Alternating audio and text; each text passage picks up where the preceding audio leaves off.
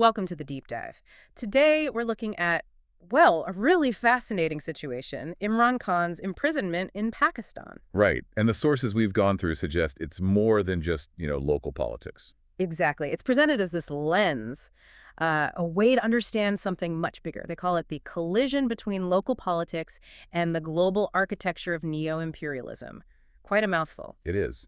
Essentially, powerful nations influencing others without direct colonial rule. That's the core idea. So our mission today is really to unpack this concept the analysis calls an invisible cage. And what it means when someone tries to challenge those unspoken rules in global affairs. Okay, so let's get into it. The analysis says Khan's jailing isn't just political instability as usual, but a revealing moment.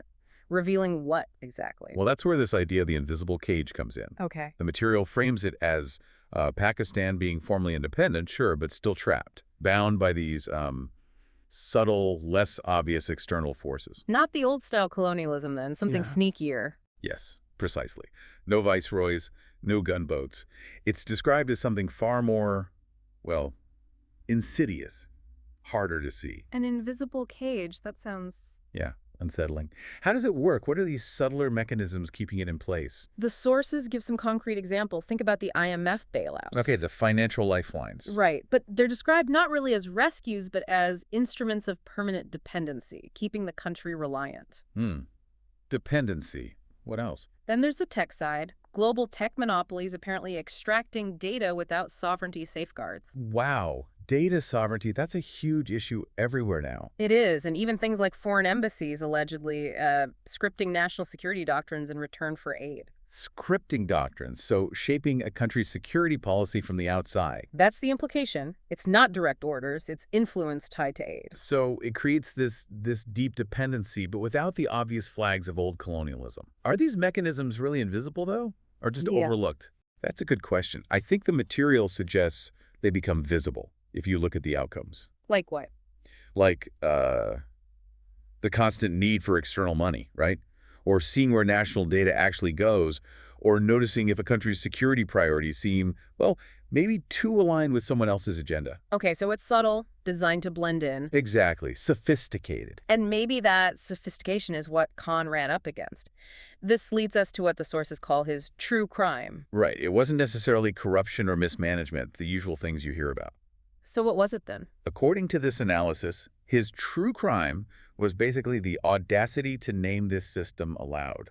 Just saying it. Yeah. Pulling back the curtain. Yes. He apparently stripped away the euphemisms, terms like strategic partnership or development aid. Call them out for what he thought they really were. He insisted Pakistan's big decisions, budget, politics, even military stuff, were being shaped by outside interests publicly, loudly. That must have caused ripples. You're not supposed to say that part out loud, are you? Absolutely not.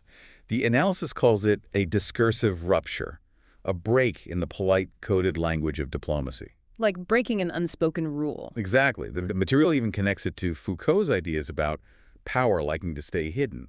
Khan was making it visible. And that visibility, that would upset people both inside Pakistan and internationally. Definitely. It unsettled the domestic establishment, sure, but also the international patrons who benefit from things staying quiet. Which makes you think, is this a new tactic? Or have we seen this kind of suppression before when leaders step out of line? Oh, the sources argue this logic is old. Very old. They draw direct lines to other leaders in the global south. Like who? Think Lumumba in Congo, wanting control of resources. Or Allende in Chile, challenging U.S. influence. Mossadegh in Iran, trying to nationalize oil. Right, leaders who pushed back against the established order. And the argument is, they weren't removed just for ordinary misrule. No, it was because they dared to question the rules of dependency itself. That puts Khan's situation in a much broader historical context, then. It does. It frames his imprisonment less as a simple legal issue. And more as an act of disciplining. A warning. Well, warning. To whom? To anyone else, really. A demonstration that any attempt to puncture the illusion of sovereignty will be met with erasure or containment. Basically, stay in line. Wow. That's a chilling interpretation.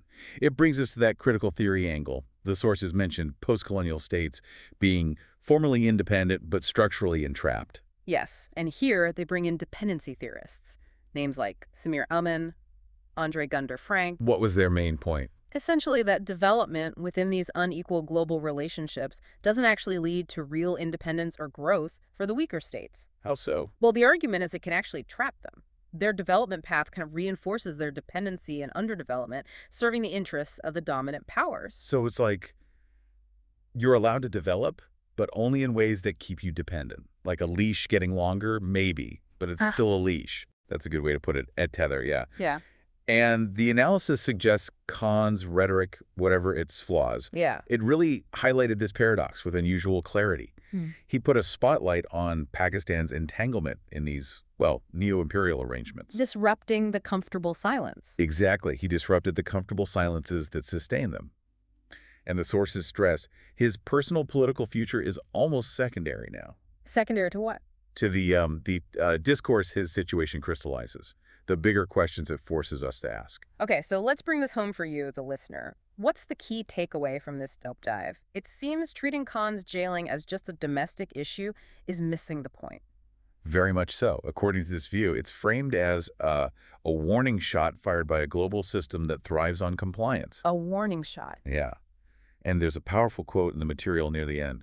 The man may be confined, but the truth he articulated, that Pakistan's sovereignty is compromised by neo-imperialism, cannot be so easily imprisoned. That really lands heavily. The idea itself is out there now. It is. It definitely makes you think about how these invisible cages and these warning shots might be playing out elsewhere, in other contexts we don't always examine closely. Absolutely. And it leaves us with a fundamental question, really.